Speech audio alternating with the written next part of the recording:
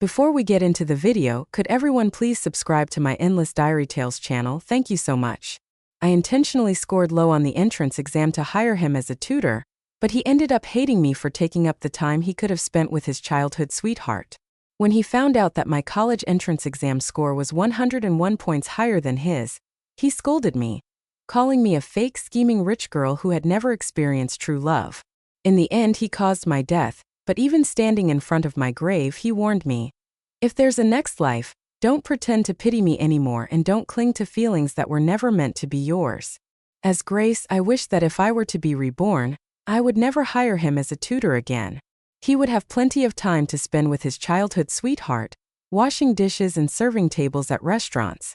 The father of Ethan, who was once the school's beauty queen, had died in a fire 3 years ago while on duty in a commercial district where his father, a firefighter, had a branch of my family's restaurant.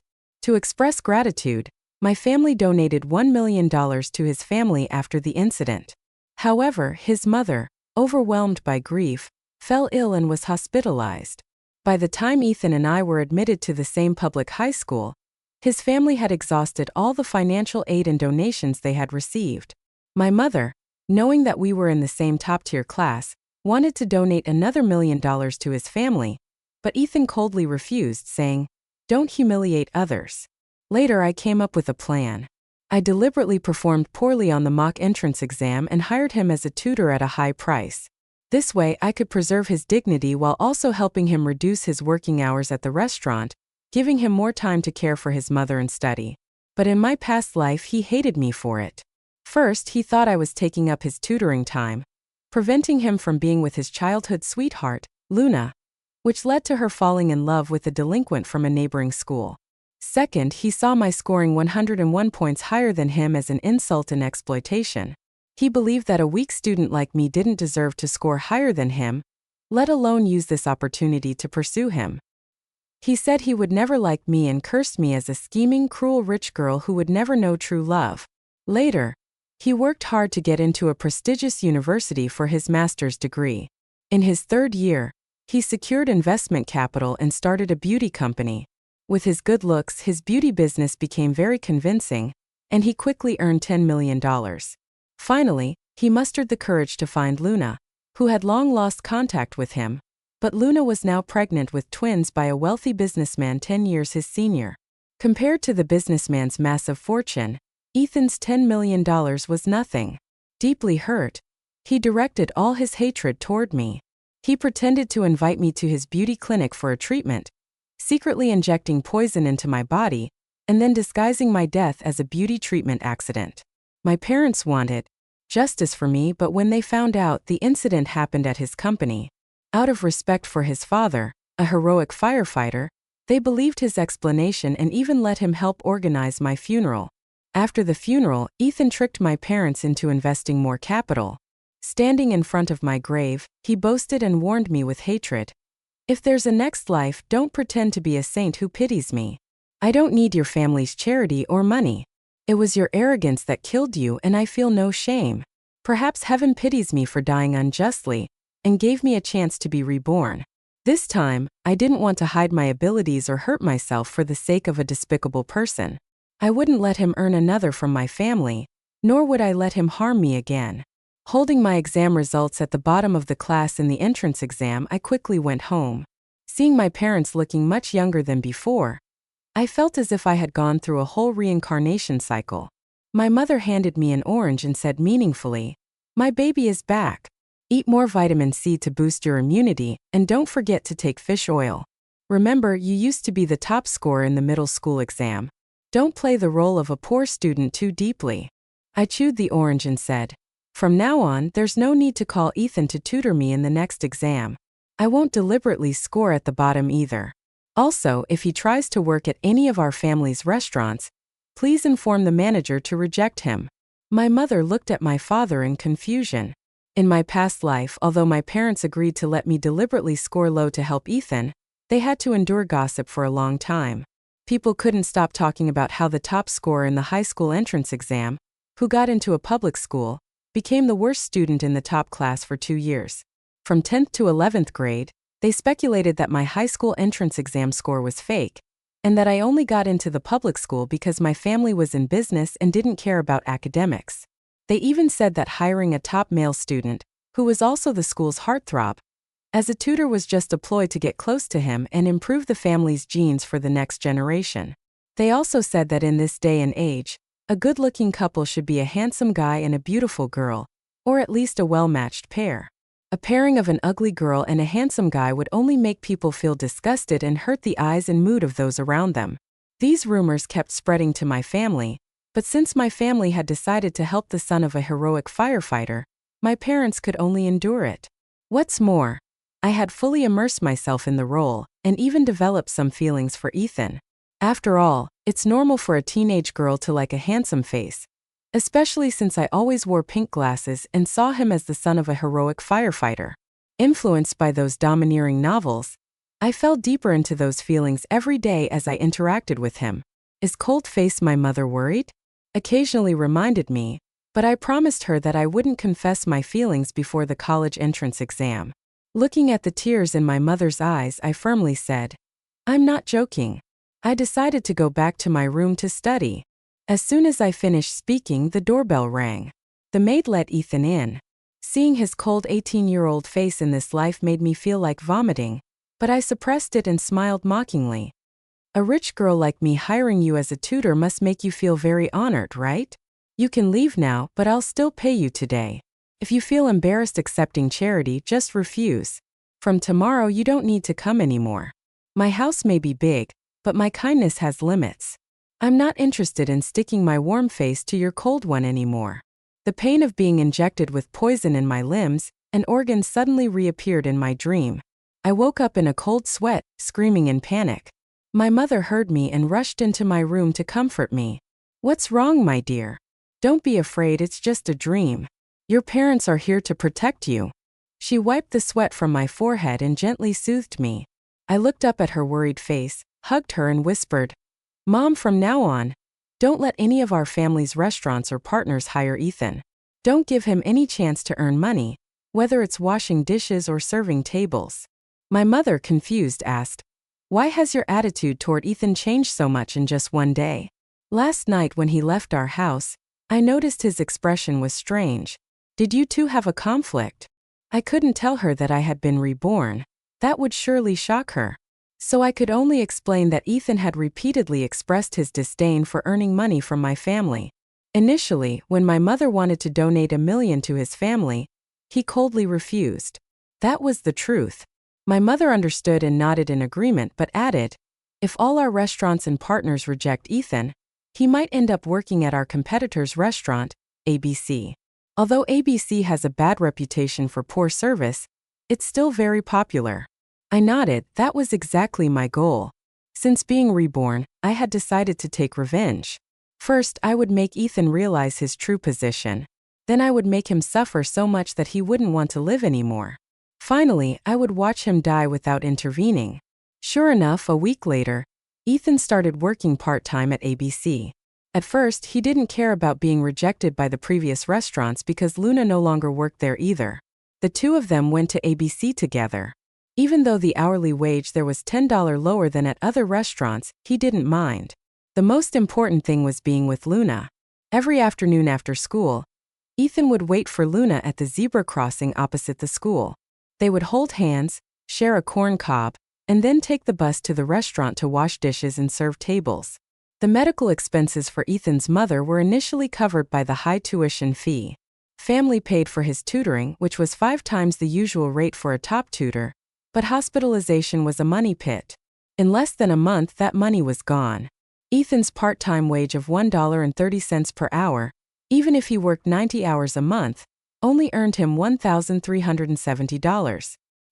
His salary wouldn't be paid until mid-April, and even that amount wasn't enough to cover his mother's hospital bills and medication for a single day. With no other choice, he begged the hospital to let him owe the money for a week, promising to find a way to pay later. His solution was to work overtime, take night shifts, or even skip school to work more. But his homeroom teacher quickly noticed something was wrong and called him into the office to ask if he needed help. In front of the teacher, he could only admit that his family was running out of money and that his mother urgently needed hospital fees. The homeroom teacher, feeling sorry for him and knowing he was a top 10 student in the grade, didn't want to waste such a talented student. The teacher personally donated $11,000 to him and promised to organize a donation drive in the class, even the entire grade, to help him.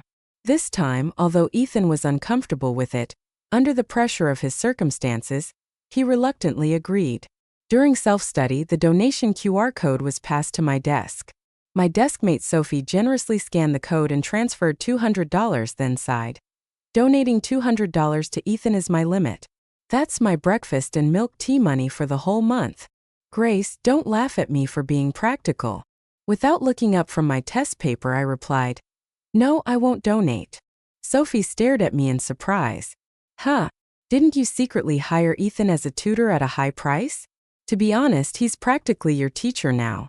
Besides, your family is rich and kind. Just like in the movie Parasite, rich people always have the time and energy to show their kindness. She paused, then awkwardly added, I'm rambling again. Sorry, I shouldn't use morality to bind you. It's just that lately I've noticed you're a bit different and couldn't help but gossip a little. I stopped writing, handed the QR code to the student behind me, and replied to Sophie, people shouldn't be too kind or they'll become a saint that others resent. You don't understand. Sometimes the person receiving help ends up resenting the helper. If I donate to Ethan, he might turn around and attack the rich like us. Sophie burst out laughing. I leaned closer to her ear and whispered, I'm serious. I have to protect myself. 2 years ago, my mother wanted to directly donate $1 million to his family, but he flatly refused, saying my family was insulting his dignity. Back then, I thought I was being kind, believing that helping him was the right thing to do, but I didn't consider whether he actually needed it. That was my mistake. I was too impulsive. Now I've decided to hold on to my money tightly and not spread kindness uselessly. After saying that, I lowered my head and continued working on my test. She sipped her milk tea, propped her chin on her hand, and thought for a long time. By the second homeroom period, the teacher counted the total donations for Ethan. $10,400.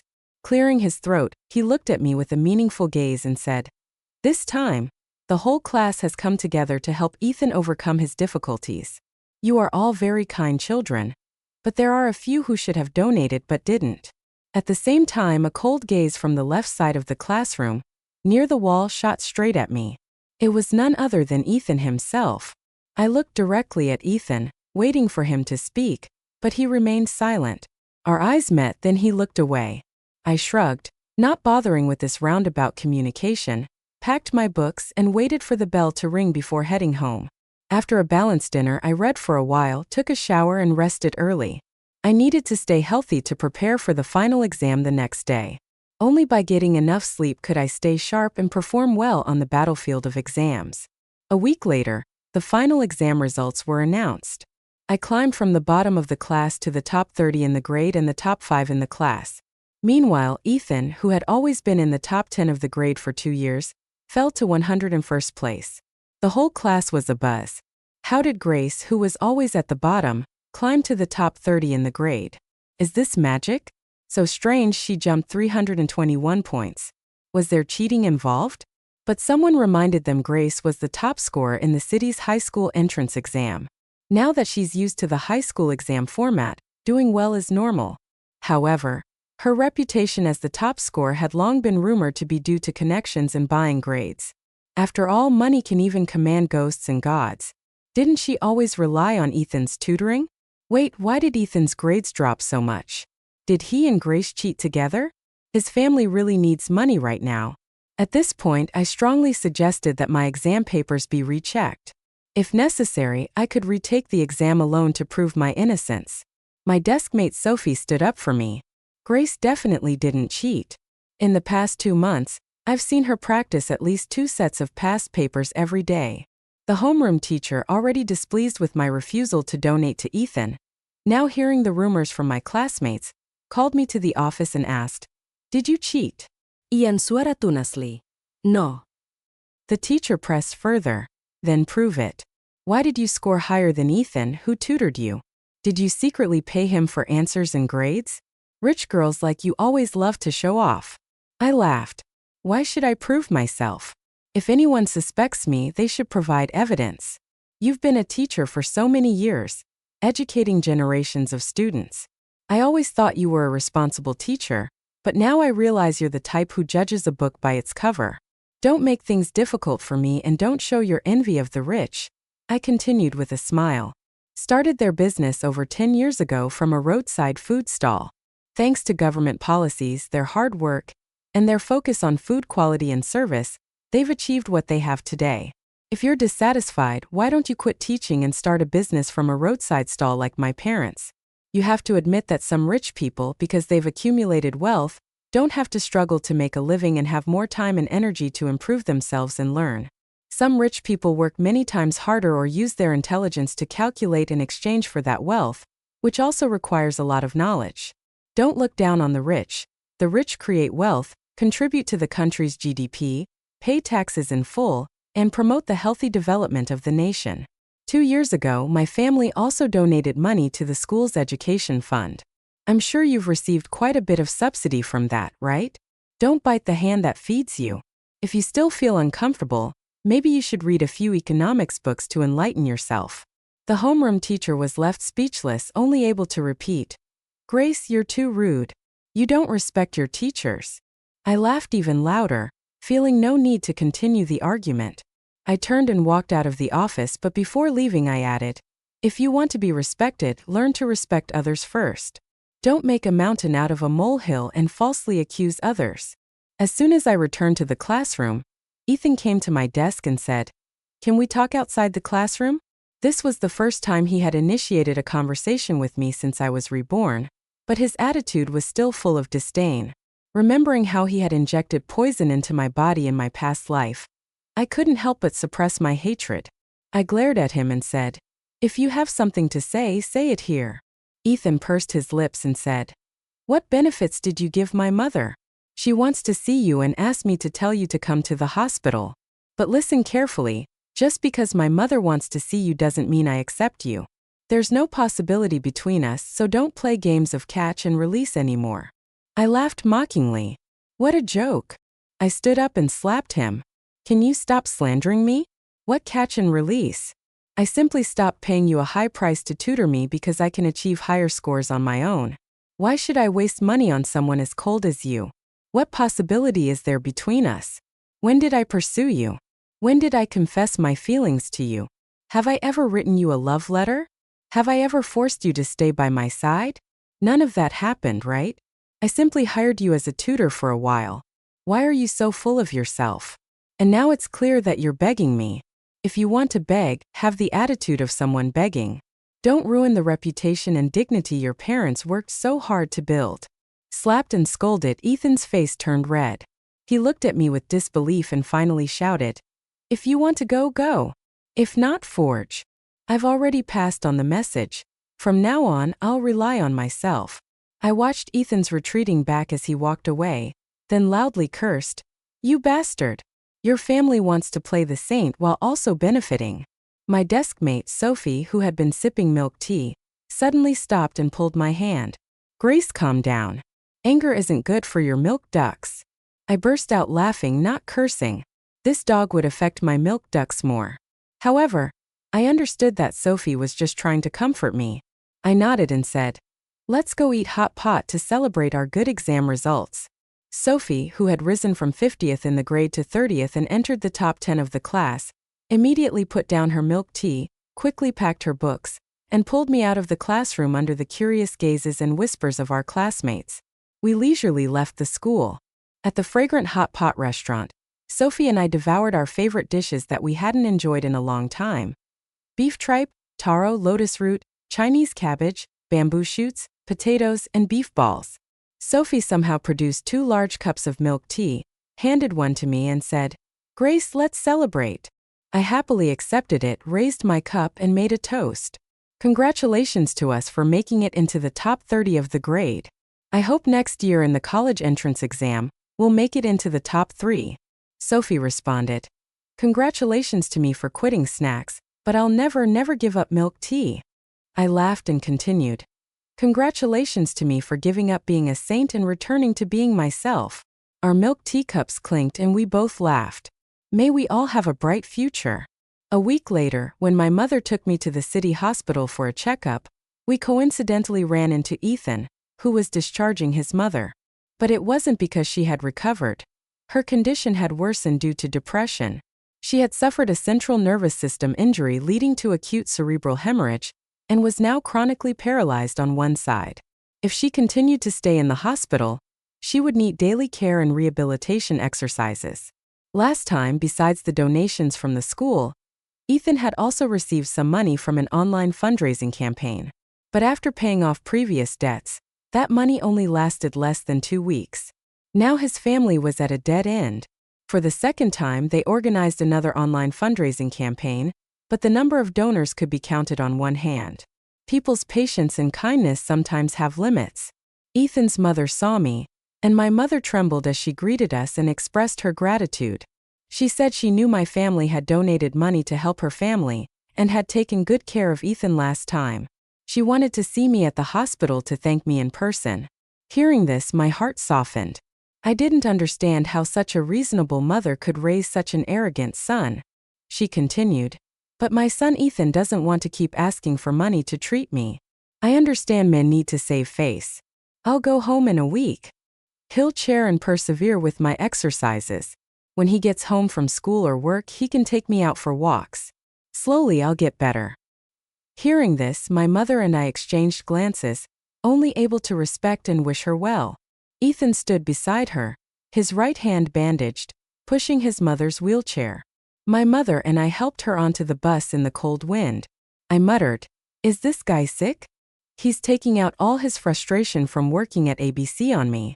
The one who should be frustrated is me. I just made him realize he's nothing special. The real torture hasn't even started yet."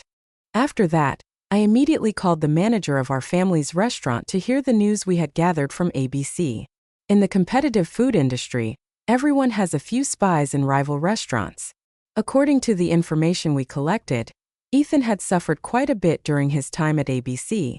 First, he didn't receive his $3,500 salary on time because he accidentally broke a few plates. Even though those plates weren't worth much, ABC, known for its prestige, demanded employees compensate 3 times the value. Ethan planned to buy similar plates to replace them, but the general manager said ABC's plates were custom-made and wouldn't accept substitutes. With his high self-esteem, Ethan couldn't stand this treatment and wanted to convince Luna to return to their previous restaurant, but Luna refused, saying that washing dishes and serving tables were equally exhausting everywhere. Recently, ABC's secret of using low-quality ingredients had been exposed. To salvage their image, the owner came up with the idea of setting up a glass cabinet at the restaurant entrance to showcase the preparation of their famous spicy stir-fried meat. In reality, it wasn't real cooking, just a performance of cutting meat and peppers to attract customers. The person cutting the peppers had to be a beautiful girl. Fortunately, Luna was quite attractive. Tired of being ordered around in the restaurant, sitting in the glass cabinet cutting peppers was a much easier job for her. Naturally, she didn't want to return to the previous restaurant with Ethan. Moreover, she had offended both the manager and the staff at the old restaurant. Going back would only make her a laughingstock. Ethan, unable to bear the bullying, decided to return to the previous restaurant to find work. But this time, all the restaurants he had worked at before, whether during the summer break after the middle school entrance exam or earlier, rejected him. The reason the managers gave was no longer, "We have enough staff," but rather, "We received instructions from the Van family's restaurant chain not to let Ethan earn any money from their establishments, not even through manual labor." When he was repeatedly rejected, Ethan angrily asked Wong's restaurants, "What does that have to do with the Van family?" The manager replied, "Sorry, the Van family is the largest shareholder of Wong's. We have no choice." With no other options, Ethan returned to ABC, continuing to endure. Ethan worked by washing dishes carefully, serving tables, cleaning, and competing for night shifts just to earn an extra $20. ABC didn't care who worked for them. To them, full-time employees and part-timers were all manual laborers. If you worked, you worked. If you didn't, you left. In this city, the market was almost monopolized by the 2 restaurant chains, Vans and ABC. Even a hero would struggle to survive without money. Now, Ethan realized how difficult it was to earn money, But he had no other choice. He could only spend more time working part-time. Even though his mother had been discharged, daily living expenses still required money.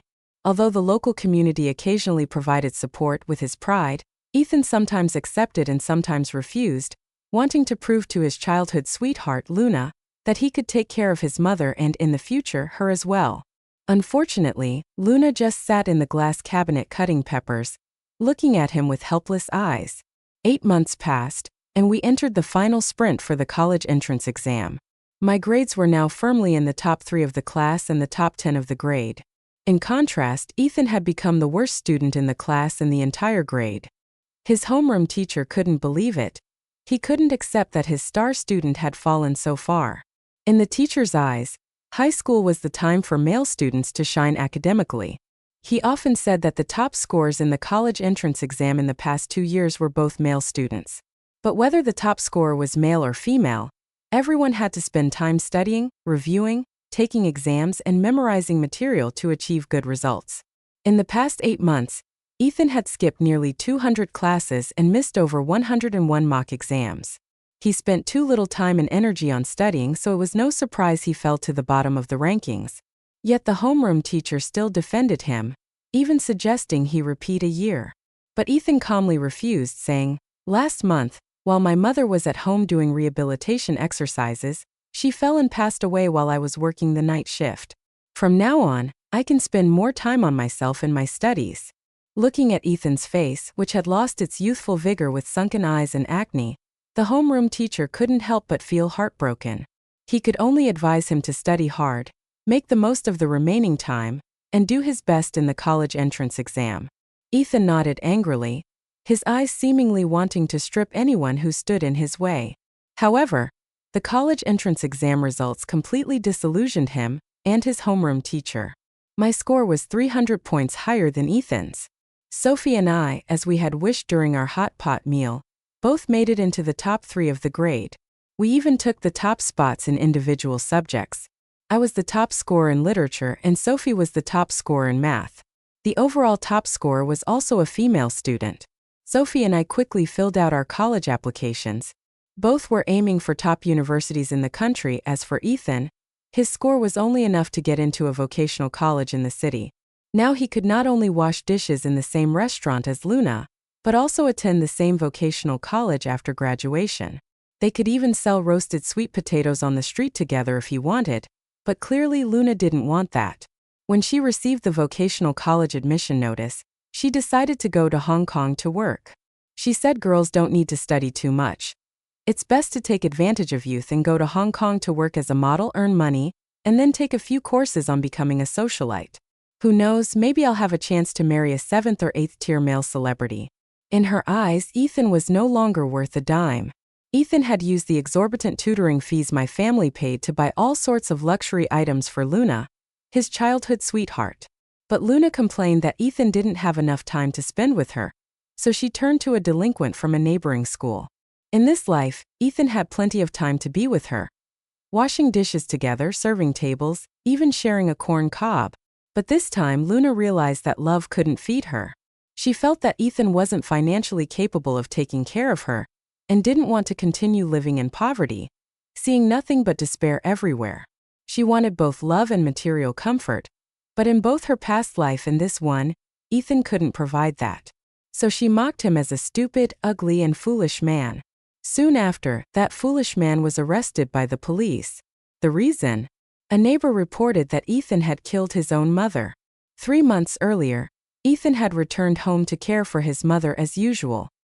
He fed her millet porridge, helped her lie down to rest, and then used a pillow to suffocate her until she stopped breathing. His mother struggled and begged in vain, but he coldly ignored her until she died. An hour later, he rearranged the scene to make it look like she had fallen from her wheelchair. He spilled porridge around to create a fake scene, then hurriedly left for his night shift. The next morning, when he returned home and confirmed that his mother was completely stiff, he called emergency services.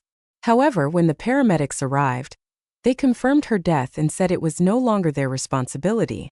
Ethan was asked to contact a funeral home to handle the body.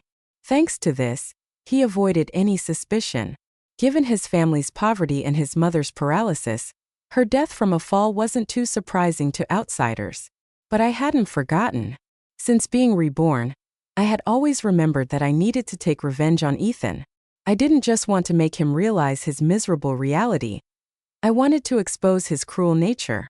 Killing his mother was his own spontaneous act, but I had carefully arranged for someone to follow and monitor him, eventually becoming his neighbor and recording his crime on video. Now even the vocational college he looked down on what was out of his reach. In my past life, Ethan always claimed to despise wealthy families like mine, yet he shamelessly benefited from the privileges and money we provided. It was that money that allowed him, after his father's death, to focus on his studies and personal development. My family's money also helped his mother receive the best treatment, enabling him to get into a prestigious university. But despite benefiting so much, he still resented me, believing that I had obstructed his love life. How ridiculous! He could have refused all the help from my family, but why didn't he? After killing me, he even went to various universities to find a girl who looked 70% like Luna, turning her into a substitute to make up for the regret in his love life. Perhaps fate is too kind to those who are both reckless and shameless. In my past life after I died, Ethan still got love and money in succession, while fate was unfair to good people, allowing them to be exploited and used, whether they were poor or rich, healthy or sick. So my friends, don't be too kind. As the ancients said, good people are often bullied by others. That's the truth. In this life, I decided not to be a saint. Instead, I would begin my journey of revenge against Ethan, making him live a life worse than death. In September, during autumn, while Sophie and I were studying at a prestigious university in New York, participating in clubs and debate competitions, Ethan was detained in a city prison and publicly tried. At the first trial, Ethan initially confessed but suddenly changed his plea when he heard the life sentence verdict. With tears streaming down his face, he declared his innocence, claiming that the video provided by the neighbor had been edited and that someone was deliberately framing him. He also accused the police station of forcing him to confess. Later, he changed his testimony multiple times, borrowing excuses from a movie he had seen to argue that he had only made a mistake. In the movie, a longtime caregiver had used a pillow to suffocate a patient and then committed suicide. Ethan said he had thought about doing the same but ultimately couldn't go through with it. He had dropped out of school and worked day and night just so his mother could live better. How could he kill his own mother? He also said, "My youth is still long. Why would I ruin my future? I can admit that I'm not outstanding, but I'm definitely a good person. I wouldn't even dare to kill a chicken." Ethan admitted that when he saw his mother die, he felt relieved because he was so exhausted. But he also believed that his mother would feel liberated. Sick people are tired too, right? Now she can reunite with my father. However, to convict him, 3 elements were needed: evidence, witnesses, and the defendant's confession. Currently, there was only evidence and witnesses, but Ethan's mother's body had been cremated and couldn't be examined. Without a confession, the case couldn't be concluded, so the investigation was temporarily suspended. On social media, the case sparked intense debate. Clearly, this was a case of malignant narcissistic personality disorder with antisocial tendencies, very similar to the recent case of Ethan. I was Ethan's high school classmate. He was really pitiful in school. He was outstanding, both a top student and a heartthrob, but fate was too unfair to him. Poverty, losing his parents, and his mother's severe illness pushed him to the brink. One comment read, "That's just an excuse. Poverty is never a reason to kill." If that were the case, half the world would be forgiven for murder. Don't forget that after his father died, his family received a lot of financial aid and donations. Instead of working hard, he destroyed himself. The most pitiful one is his mother, who was killed by her own son.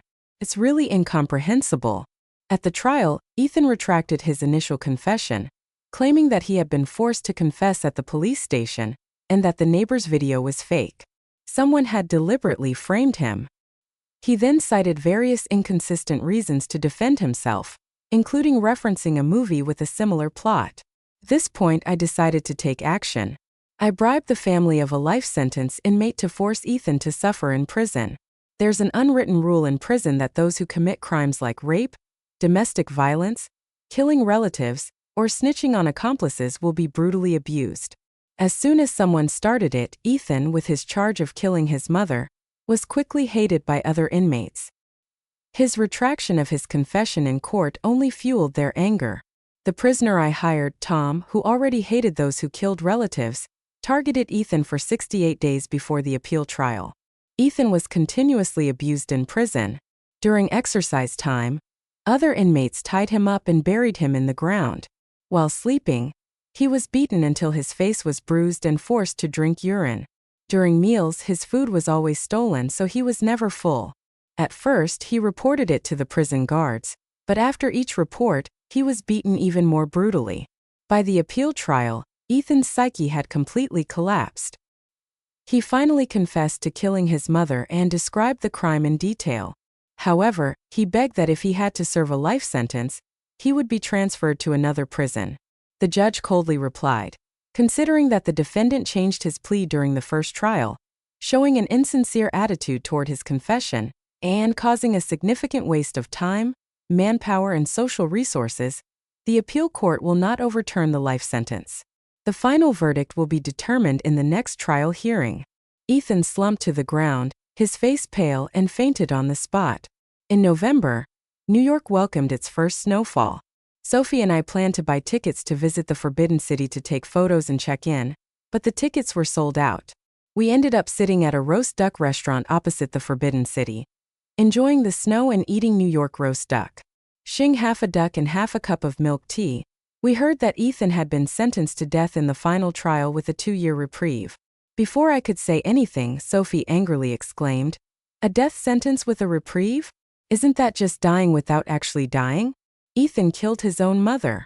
This is exactly like the case of David.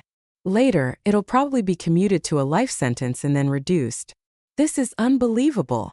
The online community was also in an uproar. No way. I heard Ethan was shown leniency because his father was a heroic firefighter, but his mother was also his father's lawful wife. He's a devil who killed his own relative for the sake of society's safety. Please deal with this decisively. If Ethan isn't executed immediately, there's a risk of similar cases happening, creating a series of copycat criminals. Who would dare to have children then? It's not just about raising children without support in old age. It's also about fearing being killed by your own child. I finished my milk tea, smiled, and said to Sophie, "It's okay, he'll die. Maybe even heaven can't stand him." Sophie clasped her hands and prayed, "I hope so." Less than half a year later, Ethan was convicted of intentionally causing serious injury after severely beating a fellow inmate. According to the law, committing a crime during the reprieve of a death sentence would lead to immediate execution. The reason Ethan intentionally attacked his fellow inmate? Perhaps he couldn't stand the provocation and torture anymore, or maybe he really wanted to kill someone, just as he had openly killed his mother. In my past life, whether in my past life or this one, Ethan was still a cruel person, but in this life he had to pay the price. During our final hot pot meal of the year, Sophie and I received news that Ethan had been executed. Rumor had it that his death was gruesome. He refused lethal injection and chose the firing squad. But when he was led to the execution ground, he tried to escape, causing the soldiers to shoot continuously, turning him into a sieve. We also heard an interesting story. A week before his execution, Ethan requested to meet Luna to transfer ownership of his family's old house to her. He said that whether she lived in it or sold it, he hoped it could make up for what she hadn't had 2 years ago. What a performance! Even before death, he didn't forget to put on a tragic love show. But Luna flatly refused, even scolding him as an unlucky man. She was now settled in a socialite training class, ready to conquer a famous male actor. A murderer like Ethan and his house meant nothing to her. We looked at each other, laughed, raised our milk teacups, and toasted. Sophie said, "Here's to a bright future. Thank you for surviving safely, working hard, and striving for another year. Thank you for living in a fair society with clear laws and fair rewards and punishments. And thank you in advance for the coming new year. Our country will surely prosper with bountiful harvests." I continued, "Thank you for preserving in my life over the past year and also protecting the health of my milk ducks.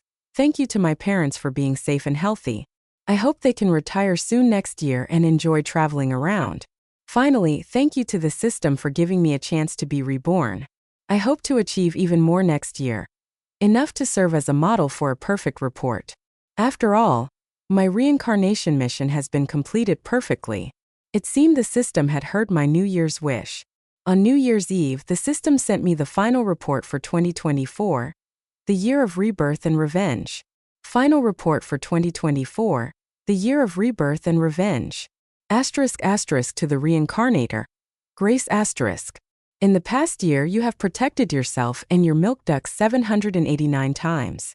For example, you walked on the right side of the road, crossed at the zebra crossing with the traffic light, and didn't play with your phone. When you had a rash, you promptly went to the doctor, took medicine, and supplemented with vitamin C. When you had the flu, you knew to rest and get in for. But your most commendable achievement was avoiding the assassination attempt by the murderer Ethan. You predicted the danger and distanced yourself from him in time, leaving him no opportunity to harm you. This year, you rejected 457 instances of moral coercion. For example, you ignored the hypocritical moralizing of your high school homeroom teacher, who demanded you donate money to Ethan, just as you had refused the year before. You also didn't tolerate people cutting in line, and immediately recorded and reported parents who scolded you for their misbehaving children. Additionally, you firmly refused your college classmates' demands for free meals at your family's restaurant after they had eaten and drunk their fill. You did very well. Keep up that spirit. The thing you did the most this year was scolding people. In the past, scolding people made you seem petty, but now you scold people because they deserve it. Do you remember December 20th? That was a special day. The person who killed you in your past life finally received the punishment he deserved. That day, you ate 2 hot pot meals and read the systems and your own thank you notes until midnight, then laid down on your bed and cried into your pillow. I know you were crying for every difficult day of revenge after your rebirth.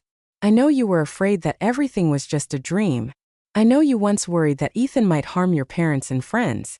When everything finally settled that night, you cried tears of joy and disbelief. Say thank you to yourself every day because you truly are amazing. You escaped a terrifying devil. As you said, you protected your life and your milk ducks. You are truly admirable. According to incomplete statistics in the past year, to achieve high scores in the college entrance exam, you completed 308 practice exams, memorized 98 outstanding essays, and lost sleep for 67 days. You and Sophie drank 34 cups of milk tea, 889 hot pot meals, and 17 barbecues. You vowed 124 times not to eat high-calorie foods but only lasted a week each time. This year, you learned how to practice kindness without turning yourself into a saint. True kindness is helping the vulnerable, such as rescuing stray cats and dogs, supporting the sick and weak, donating to girls in remote areas, or reasonably helping those around you. But if you can't do it, don't blame yourself. Not hurting others is already a good deed. People are not only coerced by society's moral standards, but also bind themselves with unrealistic expectations and vanity. Learn to let go because if you overexert yourself, kindness becomes saintly behavior, leading to negative consequences, mildly making yourself miserable and severely endangering yourself. Your keyword for 2024 is going crazy. In the coming days, keep up this passion. Thank you for listening to this story.